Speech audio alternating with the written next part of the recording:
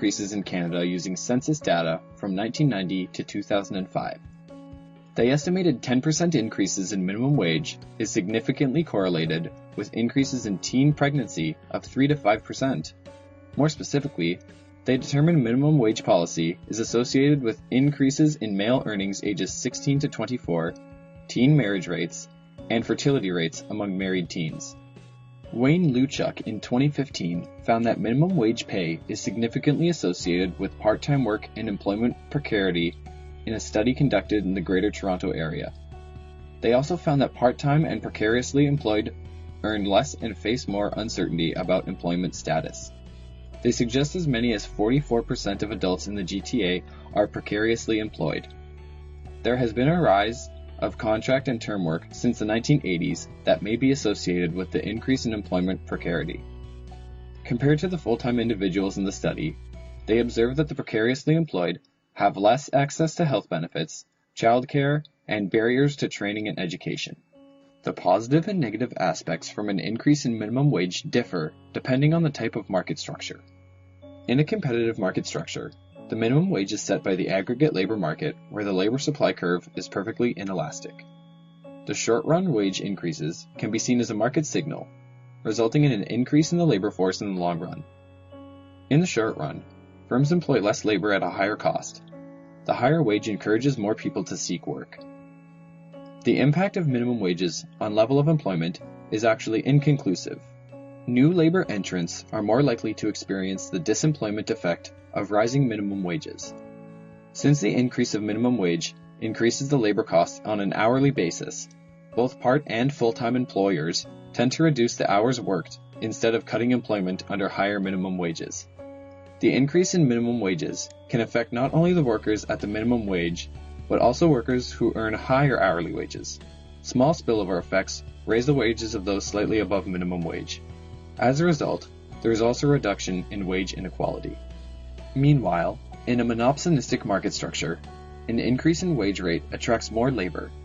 The existing workers receive higher wages, known as seller's surplus or economic rent. Some implications in a monopsonistic market is higher employment. However, increased wages sometimes restrict employment because hiring additional labor becomes very costly. Monopsonistic firms may try to conceal higher wages or use non-wage mechanisms to attract labor. There are a number of different solutions for the Canadian labor market's minimum wage issue. Raising minimum wage is not necessarily the best solution. Current income security programs should be improved to provide aid to those who incur precarious employment. Dr. R. Islam suggests that job training and more specific and active labor market policies tailored to labor market niches could have positive effects on reducing precarious employment and improving welfare for those working low-wage jobs. As well, childcare subsidies should be available for low-income families, and safe, affordable housing should be available too. The externalities associated with such policies are far greater on the positive side than the negative.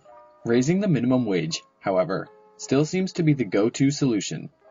As we can see from this graph provided by Stats Canada, a vast majority of minimum wage earners consists of teenagers and individuals in their early 20s.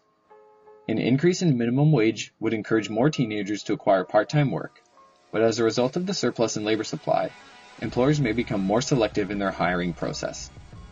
This would then result in more qualifications and requirements, hence creating higher barriers to entry.